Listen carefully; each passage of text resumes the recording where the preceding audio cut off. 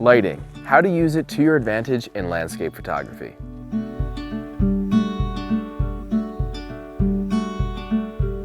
There's many different types of lighting, and while sunrise and sunset are often photographers' favorite, it doesn't mean we should write off the other times of day. In this video, we'll cover when the best light typically is, the different types of light, how to handle harsh lighting, and we'll round it off with some tips on how to harness lighting for better landscapes.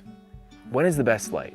The best time for lighting can be subjective. Golden hour, which is the window of time around sunrise and sunset, is a popular time to shoot because that's when the light is softest as it passes through layers of atmosphere. As it sets, it gives it a golden warm hue. Blue hour, on the other hand, is the time right before golden hour begins at sunrise and right after golden hour at sunset. This is another great time for photography because the landscape is much more evenly lit. However, with a more blue hue than the warm hues of the golden hour. Sticking to around these times will give you some great results, but that by no means should deter you from exploring photography at any time of day because there's always a composition that complements the current lighting condition. Which brings us to types of lighting and composition. Starting with golden light. This is when the light is nice and diffused, maybe there's some fog in the atmosphere during those early mornings, and this is when you'll capture those warm and inviting landscapes that always tend to be more colorful. Because of the position of the sun, this would also be considered side lighting, and using this type of lighting to your advantage, you can highlight how light illuminates the side of a mountain, or really anything that illustrates the story you're trying to tell. Depending on your positioning, this light can also act as a backlight. Maybe the sun is behind a tree, which can add a leading line out of the shadow, or maybe the sun is backlighting the edges of a mountain, which can especially add some incredible textures to your images. Next is blue light, and like the name suggests, this sort of light is the best for colder looking scenes. Since the sun isn't quite out, you can get a nice even exposure on your landscapes, differentiating it from our next type of light, flat light.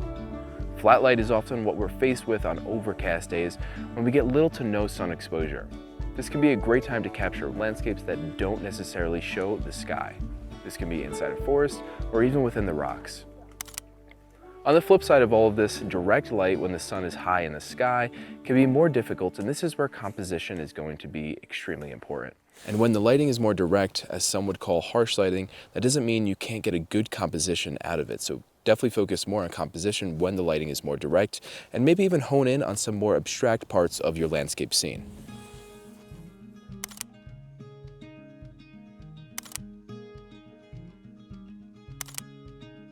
If you're having a hard time getting an even exposure, you can experiment with HDR or high dynamic range shooting. Most cameras have bracketing functions that allow you to take a few different exposures and merge them in post-processing to get a nice even exposure.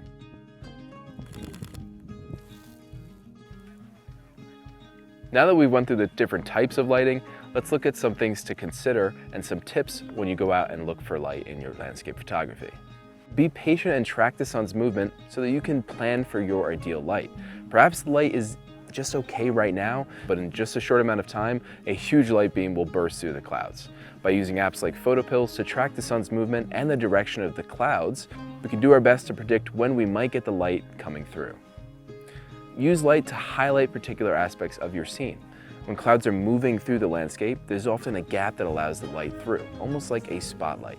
Use this to your advantage by letting these gaps of light highlight certain areas, people, or even objects. Don't shy away from overcast or bad days, as they often come with fog and moodiness that can complement many landscapes. Simply showing up enough times raises the likelihood that you'll get incredible lighting at some point.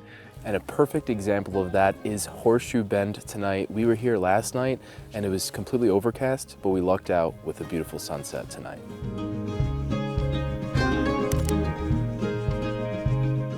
Lighting is one of the most important aspects of landscape photography, and knowing what to look for and when to look for it will definitely improve your photos.